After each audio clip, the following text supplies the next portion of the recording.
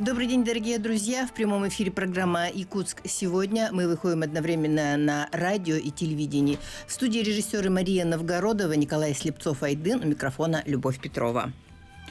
Тема сегодняшнего нашего разговора – это об открытых возможностях конкурса «Гранты» главы Республики Саха-Якутия. Сегодня у нас в студии исполняющий обязанности руководитель ресурсного образовательного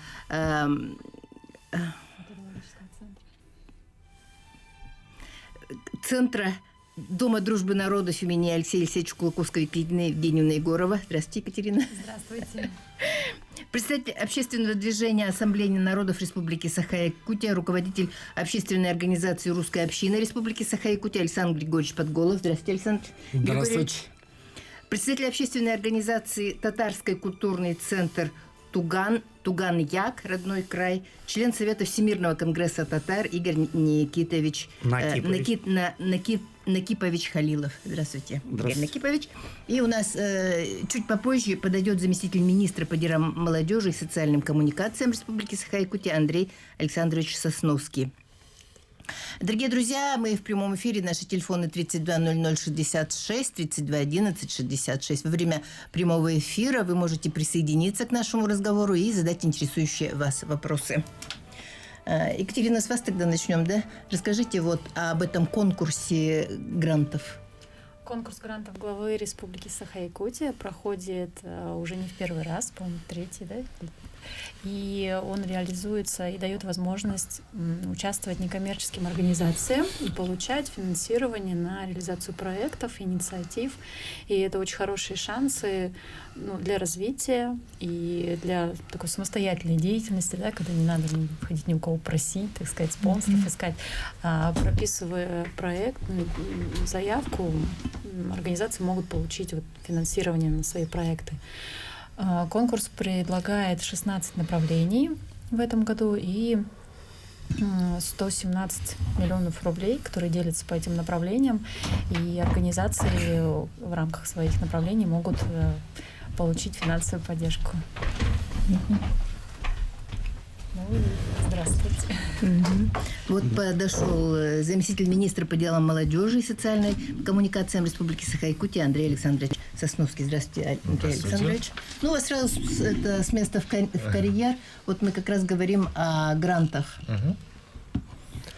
Гранты главы у нас проводятся, как вы знаете, ежегодно. Сейчас идет прием заявок по 18 апреля, 23 часа 30 минут можно подать заявку. У нас всего 16 направлений, которые охватывают основные направления, собственно, развития Республики Саха-Якутия.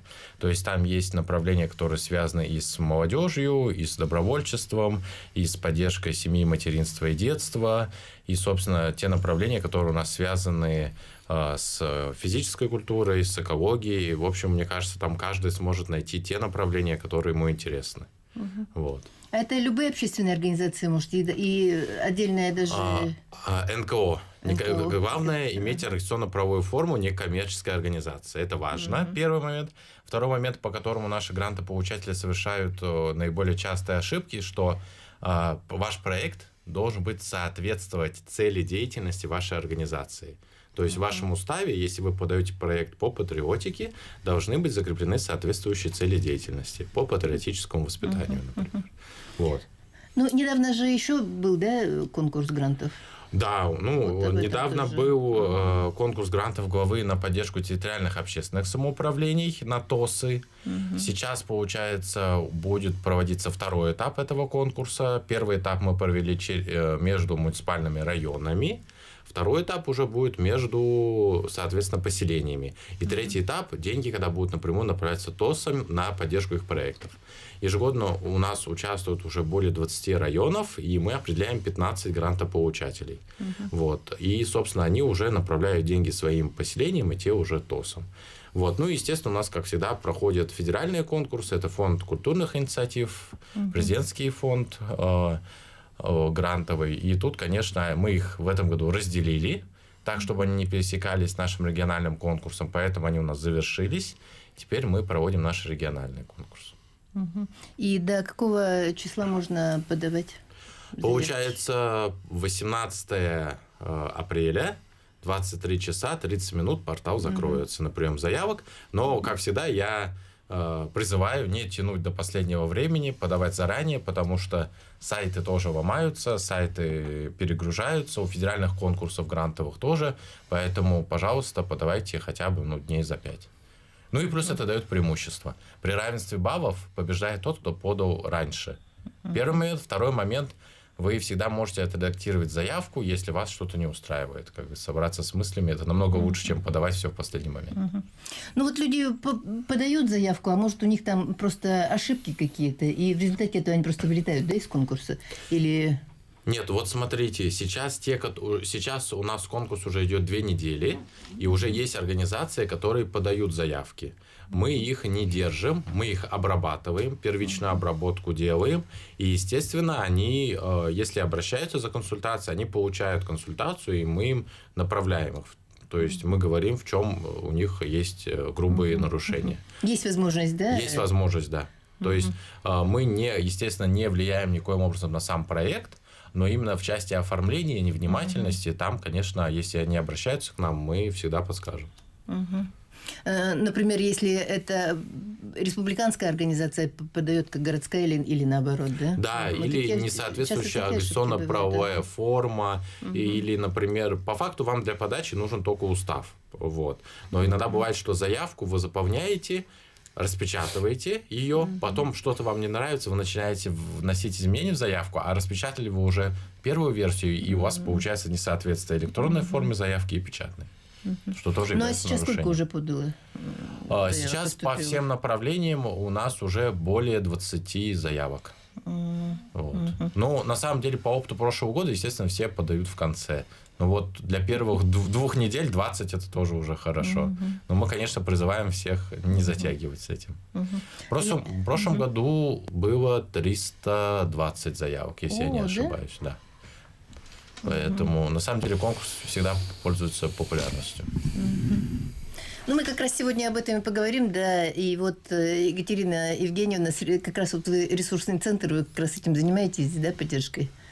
Да, мы с удовольствием консультируем все организации, которые к нам приходят или звонят по телефону, спрашивают, как подать заявку, как разработать проект. То есть разработать проект — это одно, а вложить его в форму, вот, в заявки, да, на конкурс, это несколько отличается. Почему? Потому что там, во-первых, это деятельность, да, а во-вторых, обязательным условием заявки и, даже там графа такая есть, да, дальнейшее развитие проекта, например. То есть человек, который создает, команда, которая создает проект, они должны понимать, что тот момент, который они реализуют на грант, это как ступень для дальнейшей работы. И, соответственно, сроки реализации, там, календарный план, да, выстраивать нужно понимать. И заявка, она всегда ограничена временем. То есть гранты главы нам дают возможность реализовывать проект с 1 июля 2023 по... На 1 год. Да, на 1 год, на 12 месяцев до июля 2024 года. И поэтому, естественно, в этот срок что может сделать организация, да, реализуя свой проект? Конечно, это уже ограничивает раз, плюс финансы ограничивают 2, потому что по каждому направлению есть потолок финансовый. И, конечно... Еще отчитываться же надо, да? Отчитываться на самом деле несложно, если вот на берегу уже создано все правильно. Потому что когда создана сама заявка и уже разложен бюджет в соответствии с календарным планом, то есть человек видит, что на мероприятии ему нужно там столько-то столов, столько-то стульев и так далее, или какой-то раздаточный материал, то, соответственно, он это покупает и потом просто отчитывается по этому же количеству.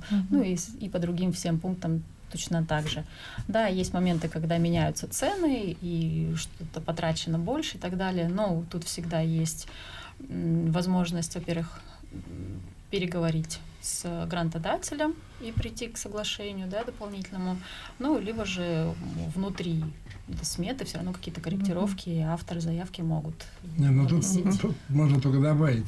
Очень многие грантополучатели или те, которые хотят его получить, думают, вот я получил грант и буду делать то, что я хочу и как мне захочется. На самом деле здесь очень серьезная финансовая должна быть дисциплина. И на этом я был свидетелем очень больших нарушений. И я знаю таких людей, вот, которые потом уже говорили, а деньги где? Что ты сделал? Понимаете? И вот на самом деле очень многим хочется сразу сказать, финансовые дисциплины за ней очень серьезно и очень внимательно следят. Поэтому, когда вы говорите, что отчет легко, нет, это на самом деле здесь нужно, на самом деле, все-таки надо иметь очень хорошего бухгалтера, все-таки. Ну, это я вот как совет даю, как человек, который в этих грантах уже, не знаю, бог знает, сколько написал и сколько раз участвовал. Совершенно правильный совет, совершенно правильная рекомендация, да, и очень верно, действительно. Да. Но когда, вот, не знаю, может, мне повезло, да, с теми людьми, которые приходят к нам, обращаются, они очень настроены на какие-то заявки грантовые и на то, чтобы получить этот грант, и уже видят свой вот проект, идею, горят ею.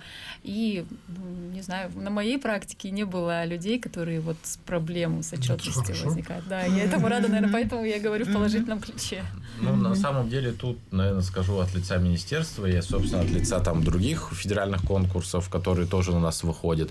Люди-то все контактные, то есть люди все открыты к диалогу, и, например, даже фонд президентских грантов, если грантополучатель потерялся с отчетом, не выходит на связь там, и вообще ничего не запомнил, никакие статьи, то мы их сначала, конечно же, вызваниваем, находим, выясняем причины, пытаемся найти юриста, либо юриста для них, собственно, с муниципального образования, либо с нашего министерства, чтобы он как-то их хотя бы проконсультировал, сказал, какие документы, в какой срок принести. Конечно, другой вопрос, если у него нет этих документов, вот, но если есть, в принципе, все люди контактные, помогут, скажут, в какую строку, какой документ надо подкрепить.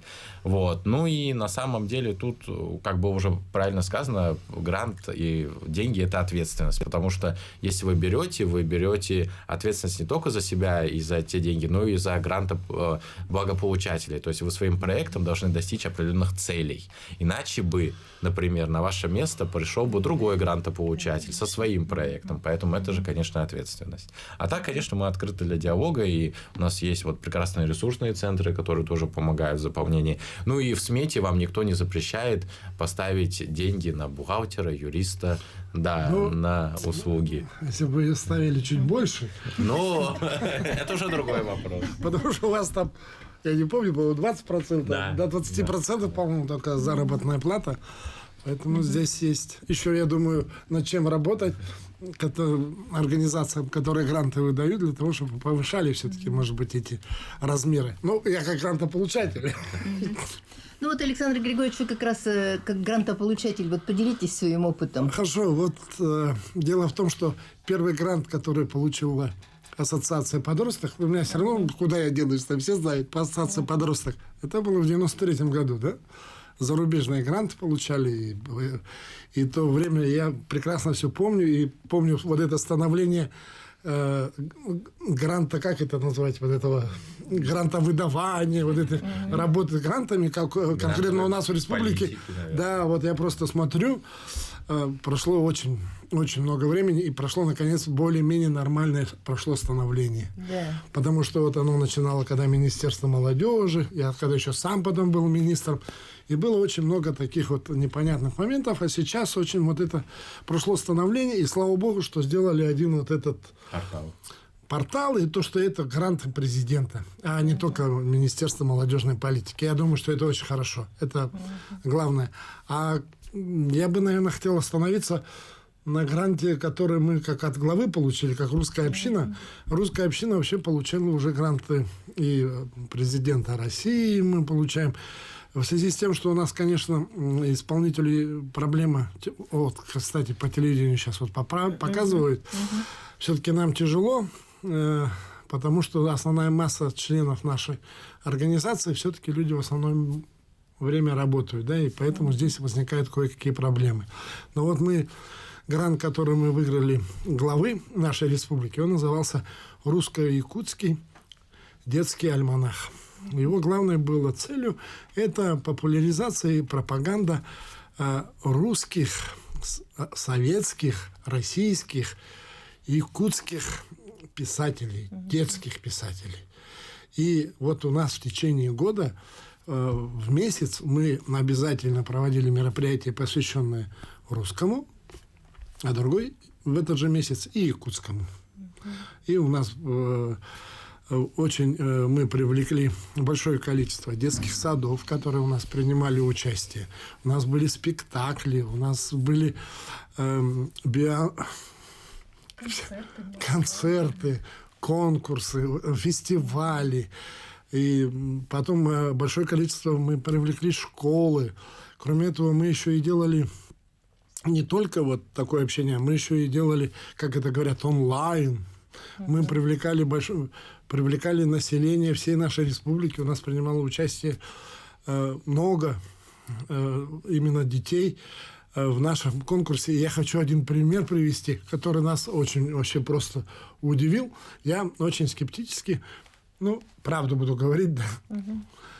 Значит, у нас был поэт такой Табаруков. Да. Я, так как я не знаю якутскую поэзию, да, именно на якутском языке. Это очень известный поэт, да. Да, а я думал, что, ой, господи, поставили, как мы его будем вытягивать, да еще на онлайн поставили. И нам здесь, как раз с нашими партнерами, была такая организация, всем известная, но она известна так маленько с критической стороны, Устумсю. И они нашими были вот партнерами, мы к ним обратились, чтобы они нам помогали. А Табаруков это детский писатель.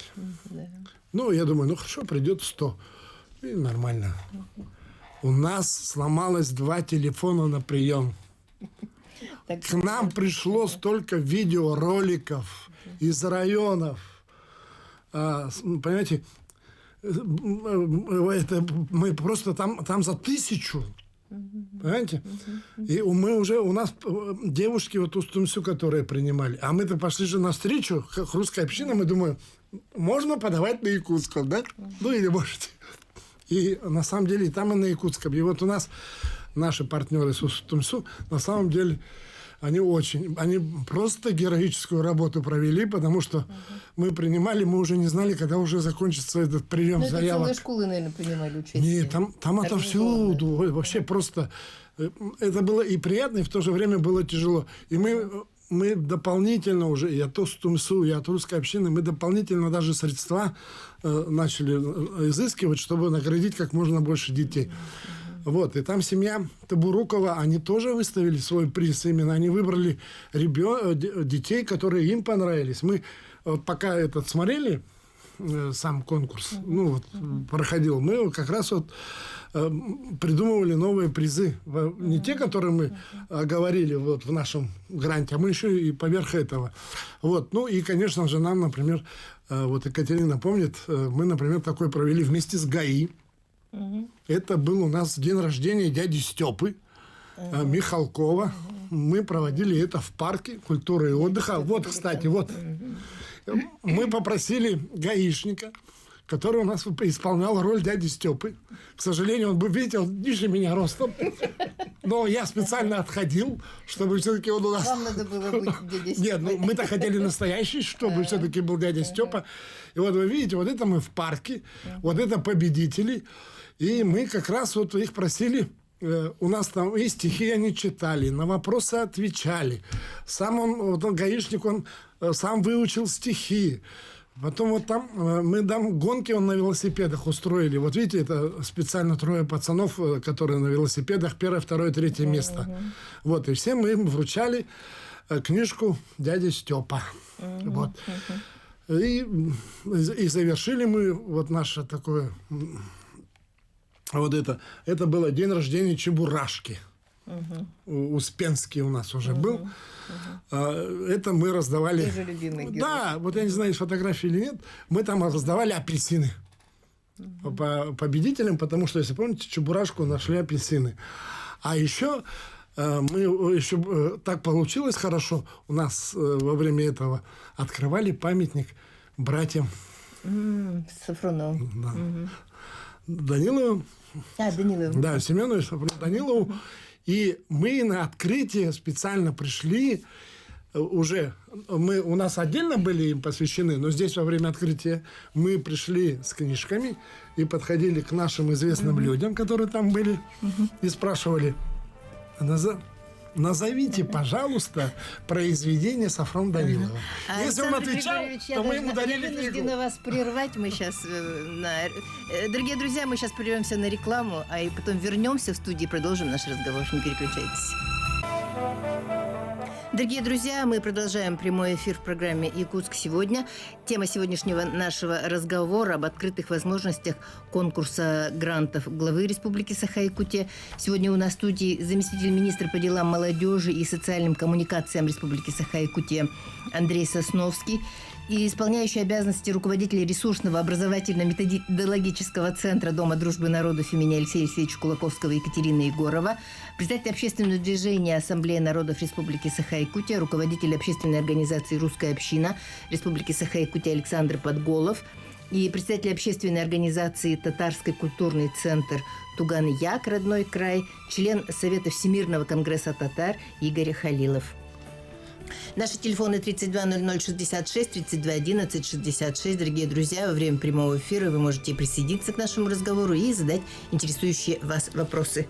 Я закончу про свой грант. Ну, и я вот то, что как раз хочу сказать и дополнить своих коллег, вот после проведения вот нашего вот этого гранта «Русско-якутский детский альманах» у нас количество благополучателей получилось в 3 раза больше. Мы на самом деле гораздо думали, что у нас он пройдет, и были приятно удивлены, потому что у нас не только по Тубурокову увеличилось количество, а у нас и по Сафрону Данилову.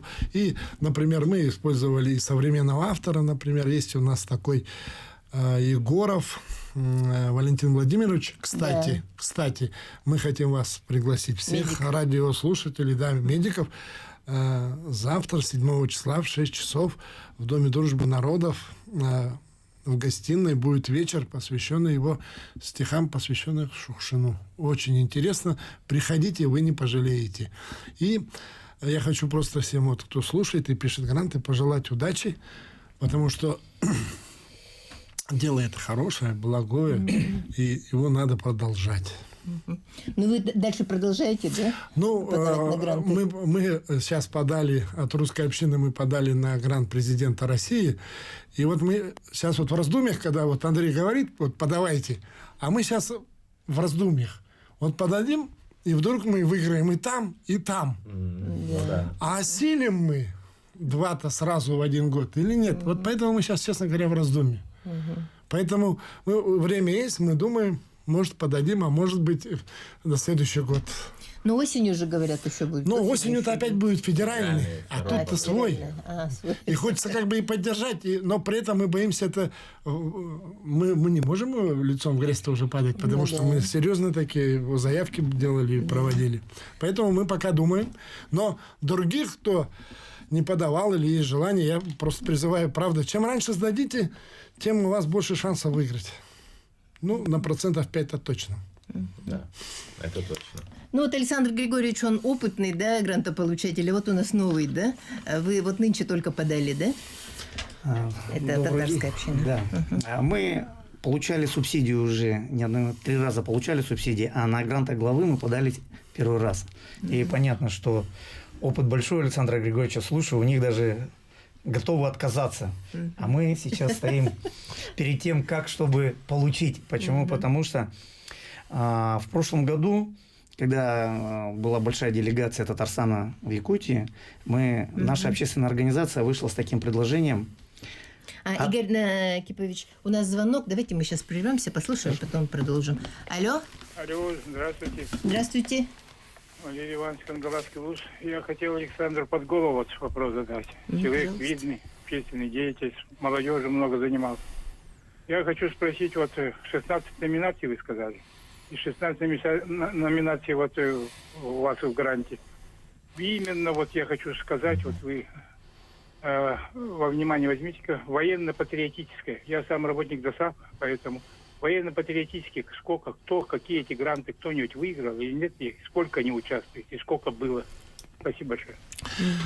Ну, но этот вопрос больше адресован к Андрею, наверное. Он эту цифру знает. А я могу вам сказать большое спасибо и похвастаться.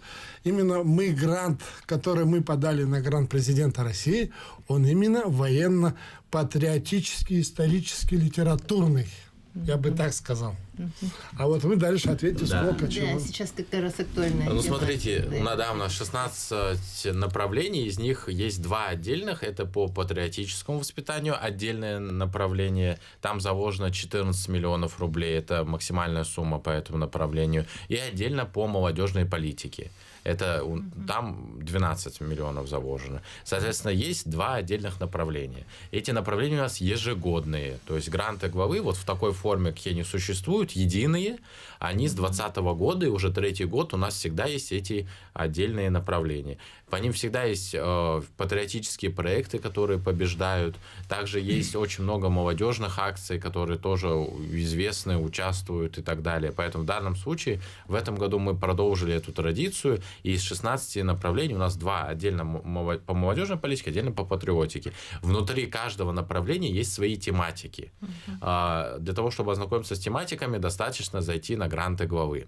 А если вы, например, интересуетесь победителями конкурса, опять же, вы хотите присоединиться, поучаствовать в их мероприятиях, то также у нас есть отдельно на портале гранта главы вкладка, где видно, кто на какую сумму как получил грант. Плюс еще с прошлого года мы запустили топ-5 лучших реализованных проектов, и там можно ознакомиться именно с теми проектами, которые у нас побеждают, выигрывают, и как они реализуют эти проекты. У нас, например, очень много как раз вот проектов, которые связаны с... В прошлом году было именно по краеведению, по изучению родного края, и эта тема у нас тоже является актуальной, в частности. Вот. Поэтому на самом деле очень, кстати, вот если уж мы затронули тему портала грантов главы, хочу вам посоветовать на него заходить почаще, потому что мы его тоже обновляем, все не стоит на месте. Там появился новый раздел «Помощь НКО». Мы туда загружаем статистическую информацию по грантам, не только по нашим, по федеральным в том числе, как республика участвует, насколько у нас активное сообщество.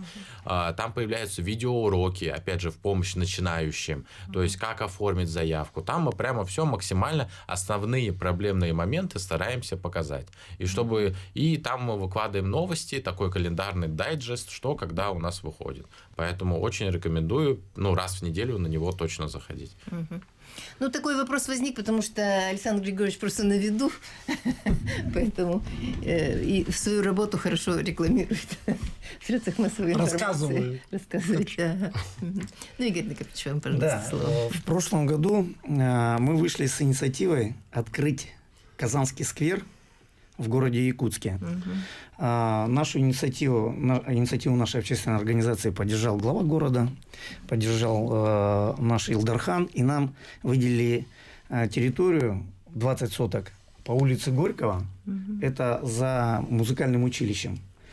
Мы получили разрешительные документы, установили камень, там уже с надписью, что здесь будет открываться Казанский сквер. Мы хотим написать грант для культурных инициатив, чтобы там можно было читать стихи, как нашего национального героя Габдуллы Тукая, Мусы Джалиля, это герой Советского Союза, все вы знаете.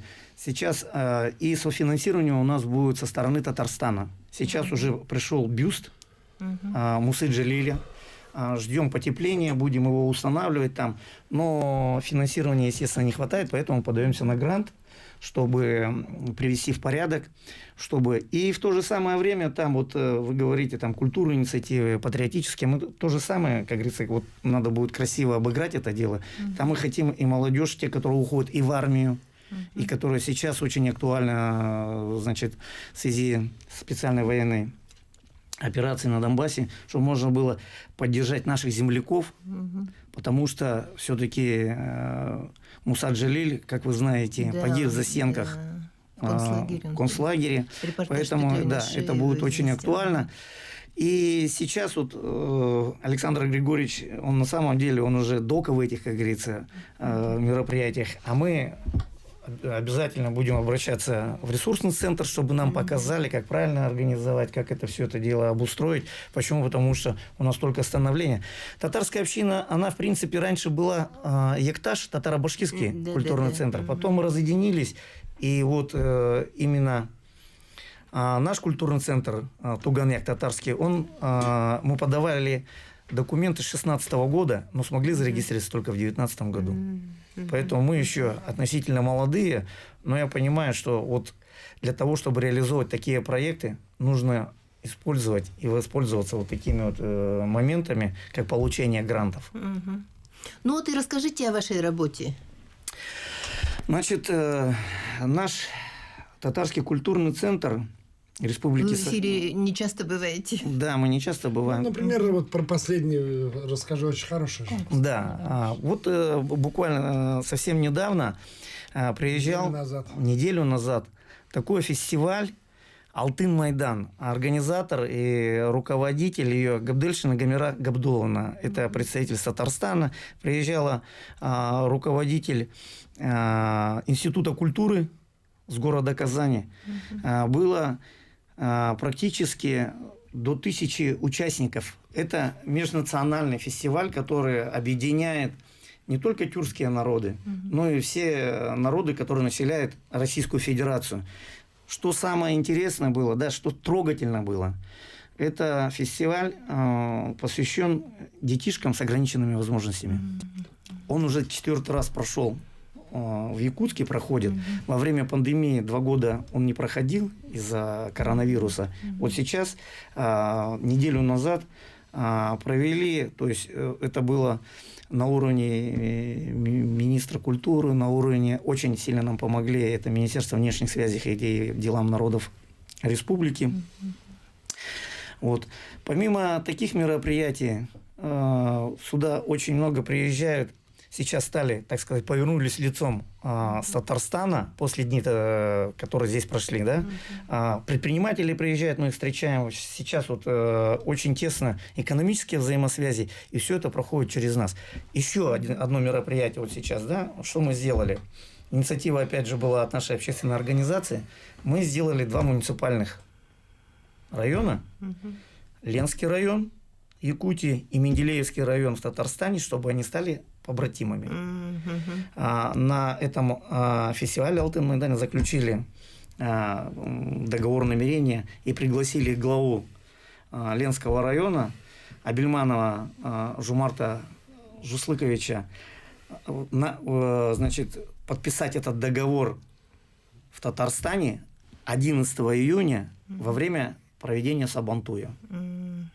Это уже 2-е соглашение. 1-е соглашение во время Татарстана мы сделали с Буинским районом Татарстана и Верхневилюйским районом. Поэтому мы вот такая связующая сила общественной нашей организации между 2 братскими республиками. И мы сейчас занимаемся... Ну, что у нас в уставе прописано? Это развивать культуру, традиции, язык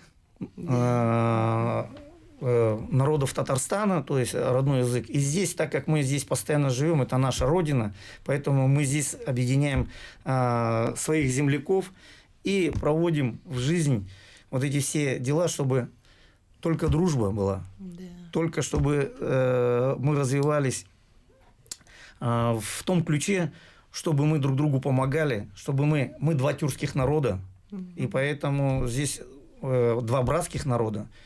Наша вот эта общественная организация занимается вот продвижением. Здесь мы мягкая сила, так сказать, здесь в республике Саха-Якутия, Татарстан. Татары же здесь давно живут, еще даже с царских времен. Да, абсолютно верно. Абсолютно верно. Татары здесь с где-то 18 века. В основном первые, это когда были восстания Разина, сюда были ссыльные. И вот по переписи населения самое большое количество, это было до 91 года. Здесь насчитывалось 19 720 человек. В связи с теми событиями, которые произошли в 91 году, большой отток, Татарское у нас даже кладбище же было отдельное. Оно Оно есть. есть. Оно и сейчас есть. Татарское кладбище здесь. Мы его, так сказать, хоть она и стоит на балансе города, но в оперативном управлении занимается наша общественная организация. Здесь раньше был молельный дом, в Залаге был театр. Залог это назывался «Татарская слобода». Сейчас вот, по переписи населения 2010 года 8122 человека было. По переписи 2022 года ровно 50% осталось. 4000. 4000 всего, да. Поэтому отток вот такой существенный. А кто уезжает? Пенсионеры или молодежь? Да, в основном уезжают пенсионеры. Почему? Потому что раньше, во время советского строя, да, сюда бы очень многие были по распределению, вы понимаете, это, как говорится, сюда приезжали и заработать деньги в том числе.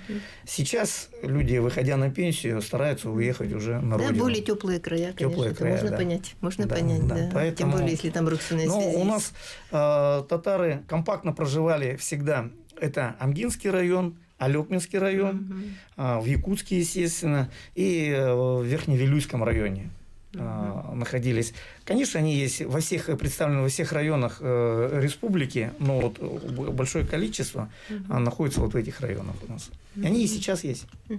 У нас еще осталось немножко абсолютно времени, где-то 2-3 минуты в завершении. Что вы скажете?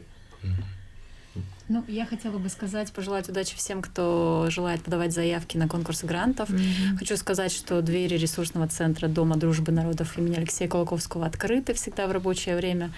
И добро пожаловать, пишите заявки. Да. Обращаются вообще, да, в ресурсный обращаются, центр? конечно, обращаются. И я очень рада всем, кто обращается. Во-первых, да, есть организации, только появившиеся или уже давно существующие, разные направления, социальные, этнокультурные.